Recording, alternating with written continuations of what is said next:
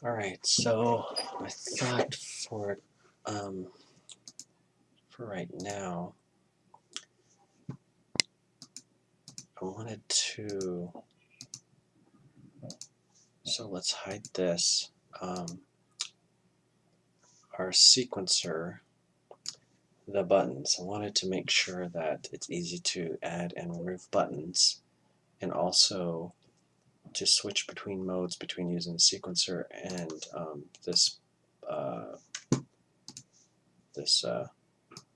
button panel part of the app. But for the sequencer, I think what I think I want to do is enter notes with the X button, delete notes with the circle button, or I guess it's normally exit or back, and then basically, being able to hold down the circle button to erase notes as you just sort of hover over them. That I think would be really helpful when entering and removing notes. So we need to figure out where does that happen on the pattern.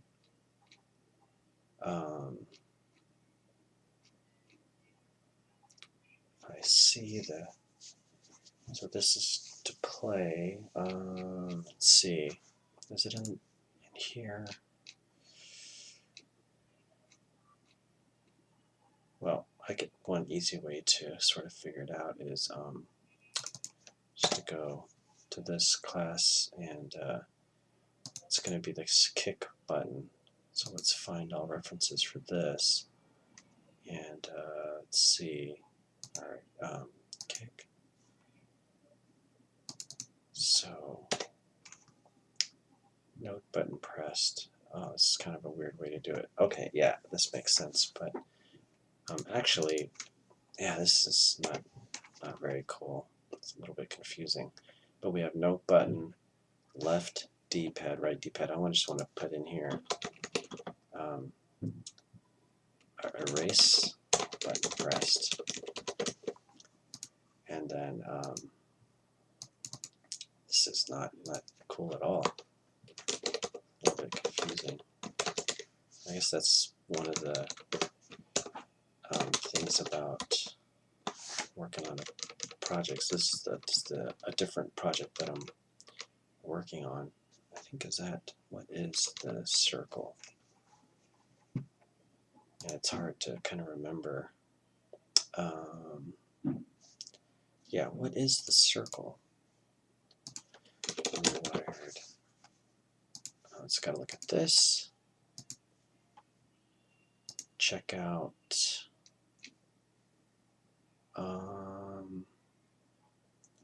sound effects. I'd rather just use the name of the button, rather than whatever it's mapped to.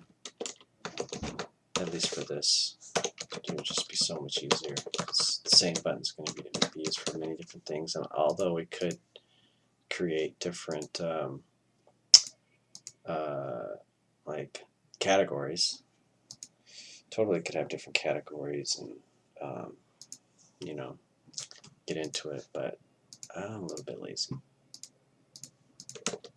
So now, but this actually is get button, not get button down. This one is going to be something that's it's not a one frame thing. This is going to be a actually no, it's not pressed. No button down. I should just do it the way that is. Left button down, right button down, and this one would just be the erase button. Alright. So this is a little bit tricky because we're going to look for but actually now it's actually it's not tricky. let's see, because we're only going to erase if the erase button is down, and we're only going to allow one input at a time for now. So actually this basically that's, I mean, this is going to happen every frame, so we need to take a look at that. If there is a note there, remove it. Now if there is a note there, don't add the note is probably what this should say.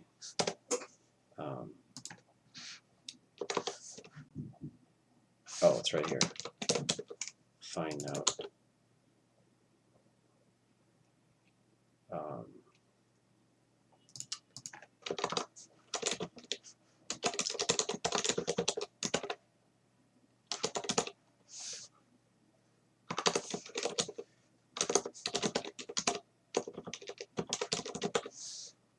I think that's basically, oops, only add a note doesn't exist. So there's no note, we add it. Left button down. So this is quantizing for the D-pad. This right here, let's look at this. So every frame, we're going to look through every notes. Is it within the range? Okay, well let's just try this then.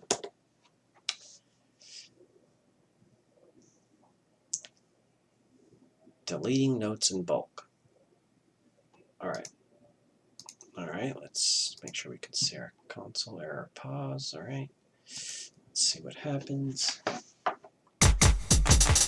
So if I go here and hold down, yep, I can delete all these guys pretty easily. And nope, no new note is being added there. I'll add some notes here. So that's okay, one thing that's a little weird is we've got the blue dot like separate. If I move down, then it's the blue dot is way over there, or not the blue dot, the blue square. So it's a little bit confusing. So what I would like is if I go up, what would I like?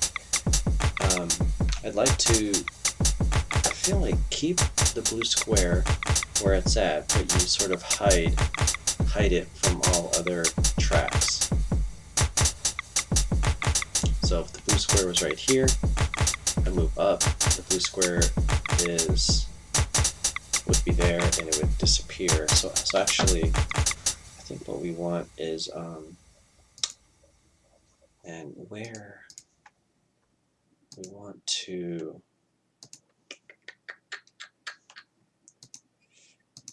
we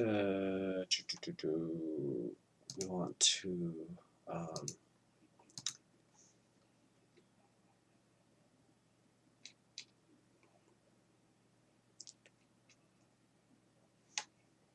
I don't know. I don't remember.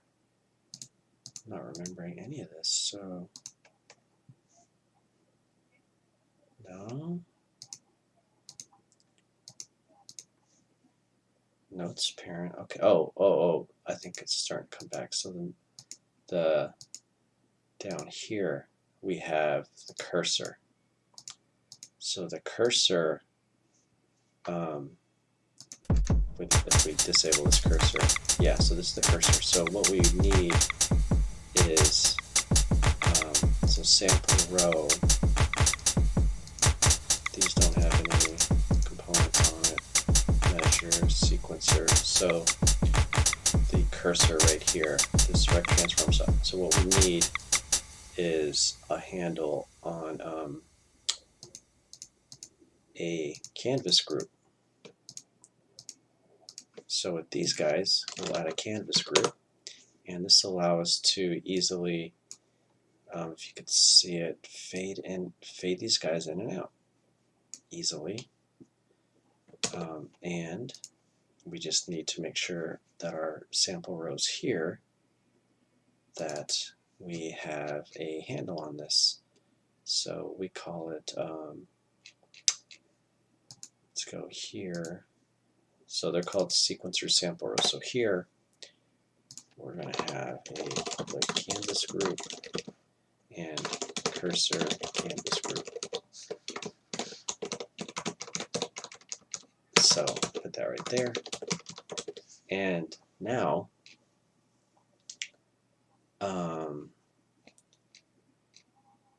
whatever lane or track, whatever track we're on, that is going to be the one where the cursor, where the highlighted track is where the blue will always be visible in the blue square. So, so this is the highlighting for the entire row, and this is going to be our cue as to which cursor is visible. So basically,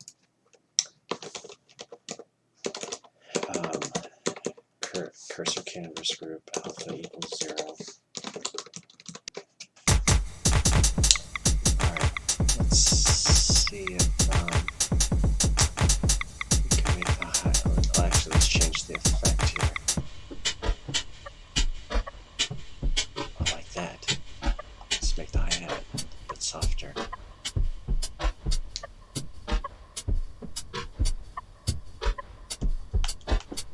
Definitely need to make it so that you control only the button thing or the sequencer, but not both.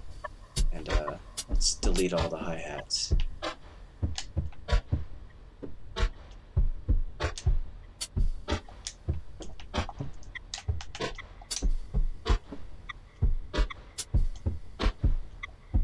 Now, I think the next time fix the quantize thing.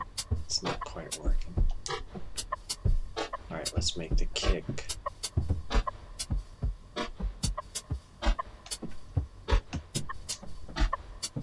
Alright.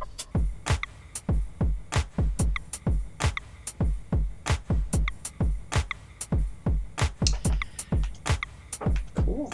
Save it.